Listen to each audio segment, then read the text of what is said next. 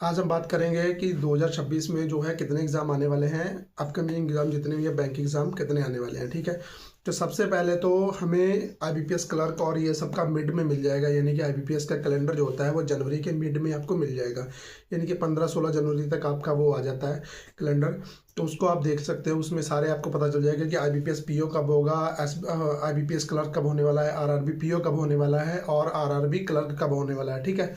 तो इसके सभी के पता चल जाएगा, प्री प्लस मेंस सभी डेट आ जाती है उसी में, और वो फिक्स होता है कि उसी टाइम पे होने हैं जब वो कैलेंडर आएगा, कैलेंडर के उसमें लिखा होता सारा, ठीक है। वो तो हमें पता चल जाएगा। अभी जो एग्ज़ाम आने के हाई चांस हैं वो है आरबीआई असिस्टेंट के, ठीक है। आरबीआई असिस्टेंट के काफ़ी हाई चांस लग रहे हैं, सभी बोल रहे हैं, तो वो आ सकता है। उसके बाद में एफसीआई एक एग्ज़ाम है, वो भी आ सकता है, ठीक है, उसके भी हाई चांस लग रहे हैं। इसके बाद में जो अभी अपडेट हुआ है वो एसबीआई ने भी बोला था, तो एसबीआई पीओ अगर होगा तो एसबीआई पीओ सबसे पहले आएगा, ठीक है। एसबीआई पीओ पहले आएगा, उसके बाद में एसबीआई क्लर्क आएगा, वो भी बम्पर वैकेंसी के साथ आएगा, ठीक है। एसबीआई क्लर्क भी बम्पर वैकेंसी के साथ आएगा और एसबीआई पीओ पहले आएगा, एसबीआई क्लर्क बाद में आएगा। और इसके बाद में आपके जो कैलेंडर आया होगा उसमें आपको पता चल जाएगा कि कैसे कैसे आईबीपीएस पीओ के हैं, आईबीपीएस क्लर्क है, आरआरबी पीओ है, आरआरबी क्लर्क है। इसके साथ में और भी एलआईसी का भी, एलआईसी असिस्टेंट भी आ सकता है, और जितने और भी एग्ज़ाम इंश्योरेंस के होते हैं वो भी आ सकते हैं।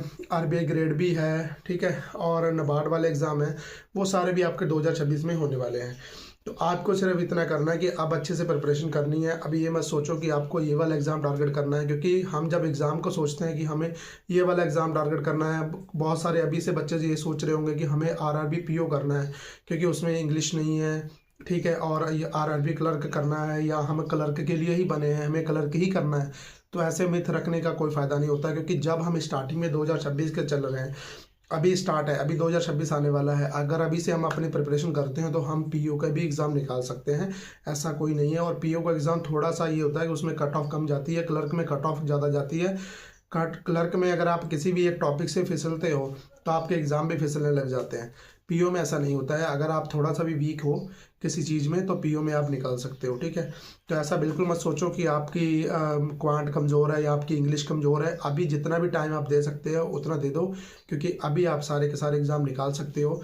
2026 आने वाला है, अभी टाइम है, एग्ज़ाम को सारा पता चल जाएगा। अभी जनवरी में आपको मिड में पता चल जाएगा कि आईबीपीएस पीओ वगैरह के एग्ज़ाम कब होने वाले हैं, तो उससे आपको बहुत ज़्यादा हेल्प होने वाली है। और आप अच्छे से प्रिपरेशन करो, अच्छे से अपना सिलेबस कंप्लीट करो, और ज़्यादा मत सोचो, क्योंकि अगर ज़्यादा सोचोगे तो फिर प्रॉब्लम होगी, और फिर उसके बाद में हम और ज़्यादा ओवर थिंकिंग करने लग जाते हैं। और दूसरी जो इम्पॉर्टेंट बात है वो ये है कि किसी भी चीज़ से भागना नहीं है।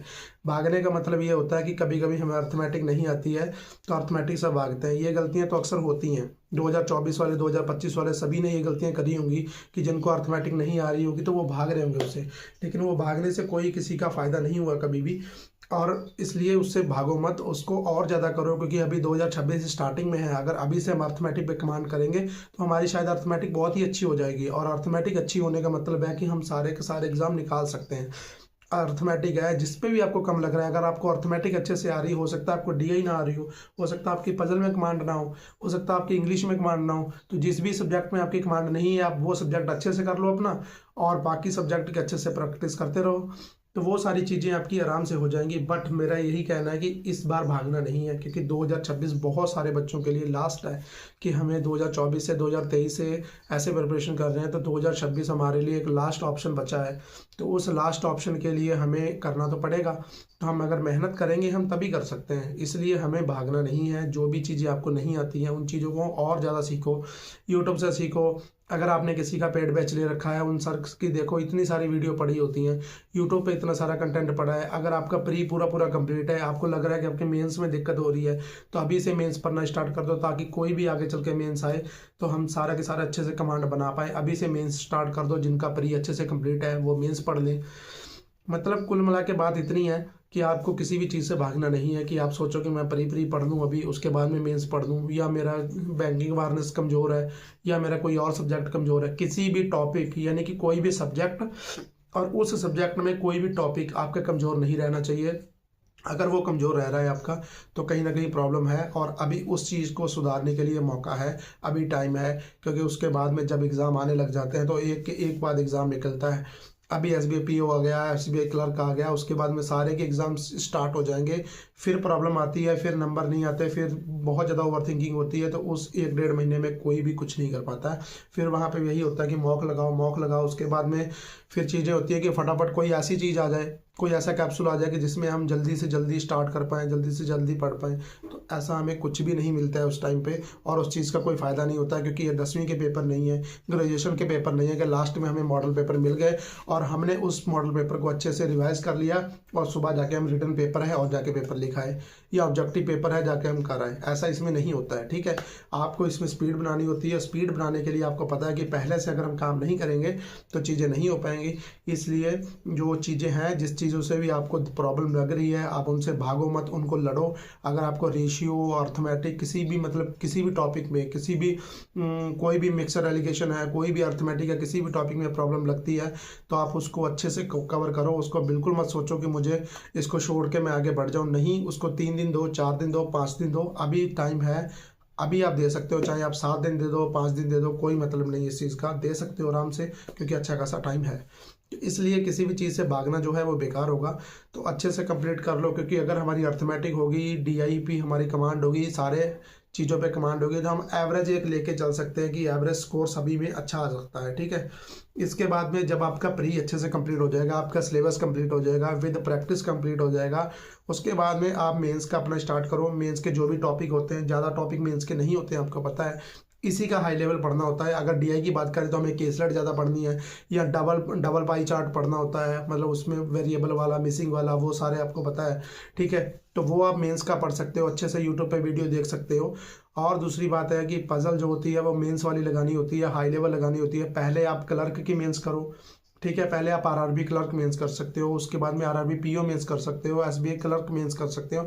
उसके बाद आप IBPS PO mains, SBI PO mains की तरफ बढ़ो, क्योंकि अगर एकदम SBI PO मेंस की तरफ बढ़ोगे तो आपको बहुत ज़्यादा परेशानी होगी और टाइम आपका इतना ज़्यादा चला जाएगा कि फिर आप सोचोगे कि फिर बहुत कम चीज़ें हो नहीं पा रही हैं, इसलिए वो चीज़ें हो भी नहीं पाएंगी।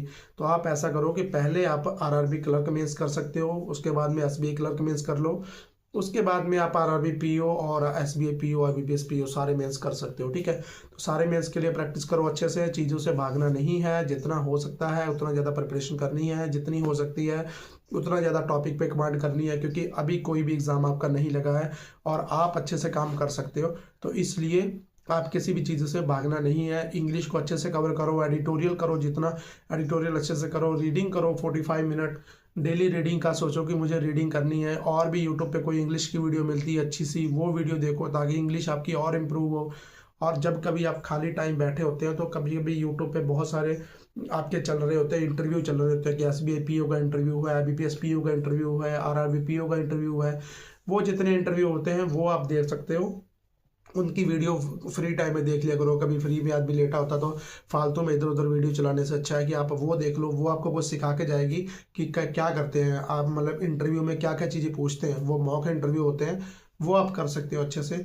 और स्ट्रैटेजी वगैरह तो ठीक है, एक आध बार देखना होता है, ज़्यादा देखने का कोई फ़ायदा नहीं है। खुद की बनाओ, खुद से सोचो, खुद से करना है, खुद से मोटिवेट हो, क्योंकि ज़्यादा मोटिवेशन बाहर से तो कोई फ़ायदा नहीं होता है बहुत ज़्यादा मोटिवेट करने का। तो इसलिए अपना खुद का सोचो कि हमें करना है, कंसिस्टेंसी रखनी है, डिसिप्लिन रखना है, चीज़ें करनी है, तो चीज़ें अपने आप हो जाएंगी, ऐसा कोई नहीं है। इसीलिए चीज़ों से भागना नहीं है, चीज़ें करनी है, बस इसका इसी मतलब है कि आपको करना पड़ेगा। अगर आप नहीं कर रहे हो तो फिर प्रॉब्लम बहुत ज़्यादा आती है। तो इसलिए 2026 अभी कोई एग्ज़ाम नहीं लगा है। अगर आप चाहते हो कि 2026 आपका अच्छा आ जाए और आपके सारे एग्ज़ाम निकले, तो अच्छे से हमें काम करना पड़ेगा, ठीक है। तो इसलिए बढ़िया से काम करो, कोई भी डिस्ट्रैक्शन रखो मत, अच्छे से काम करो, बहुत अच्छा काम होगा। और अगर आपको और भी कंटेंट चाहिए, टू डू लिस्ट चाहिए, तो आप मुझे DM कर सकते हो, टू डू लिस्ट ले सकते हो।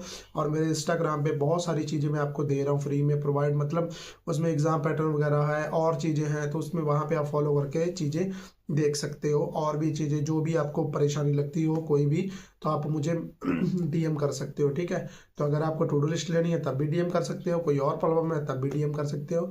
और अगर वीडियो अच्छी लगती हो तो लाइक कमेंट शेयर जरूर कर दिया करो, ताकि मुझे पता लगे कि और अच्छी अच्छी चीज़ें आपको और चीज़ें प्रोवाइड करूँगी, आपको चीज़ें अच्छी लगती हैं, ठीक है। तो ये है एपिसोड 6, और इस 6 एपिसोड में मैंने आपको बताया कि आपके 2026 में कौन कौन से एग्ज़ाम होने वाले हैं और हमें चीज़ों से भागना नहीं है, ठीक है। कल मिलते हैं एपिसोड 7 में, और भी चीज़ें उसमें आपको बताएंगे, ठीक है। All the best.